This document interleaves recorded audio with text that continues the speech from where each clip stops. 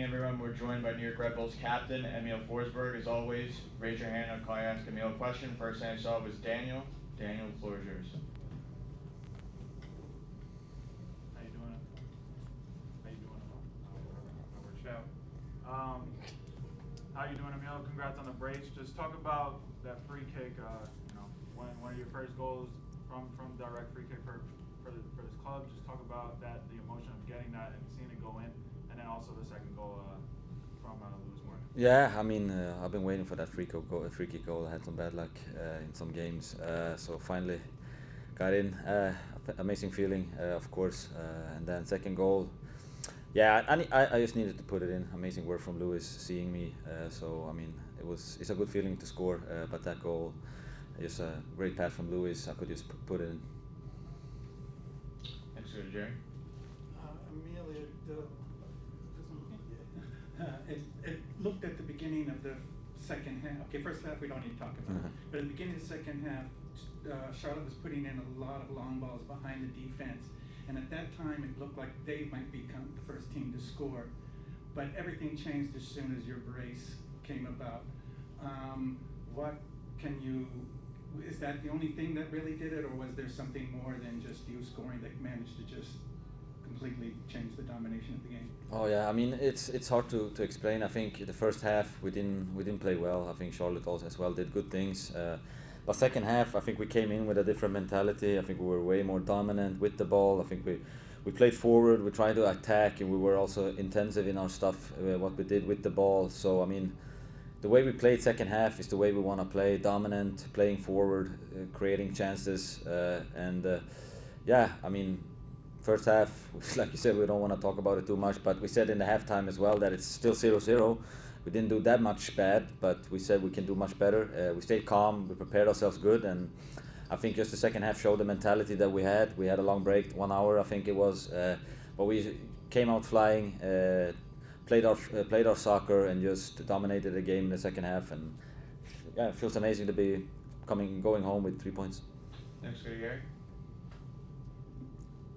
Speaking of the second half, because we're not going to talk about the first, what did you see the Charlotte's defense was able to finally break through with the goal before the free kick? Because you started making your way in, and started doing the long balls and such, but it was like, for the first half, you couldn't allow you to do that.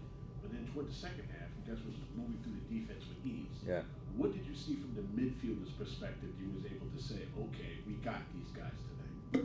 I think the most important part in our game plan sometimes is when you win the second ball, to play forward, to attack directly. And I think we did that in the second half. In the first half, we were a little bit too playing backwards, so we didn't keep the ball. We made some easy mistakes, but I think in the second half we won the ball, we played it forward, or we played it to another guy. We put tempo on the ball, and when we do that, it's hard to get us. And I think that's the most important thing, to play with confidence, when we put the passes, that we put hard passes and that we are straightforward. And I think that's a main key for us in our way of playing, that when we win the ball, that we put those hard passes forwards, and then we attack and we go with everybody who we can. And I think we did that very well in the second half. Next, go to Anthony. Emil, have you ever had history in the past of such an elongated time between halves?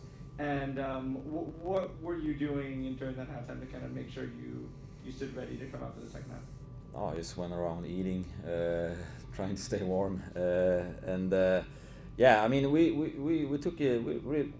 We relaxed. Actually, we didn't do much. We relaxed in the locker room. We knew when it was time to go out, and we prepared ourselves. We looked at some tactical stuff in the halftime, but it for sure was the first time for me to wait that long for a second half to get going. And when you come out, it's pouring rain, and you took a while to get in. But I think we did fantastically. And like I said, it just showed the mentality that we had. We wanted to play better, and we did that the second half. We dominated the second half, and we got a deserved win.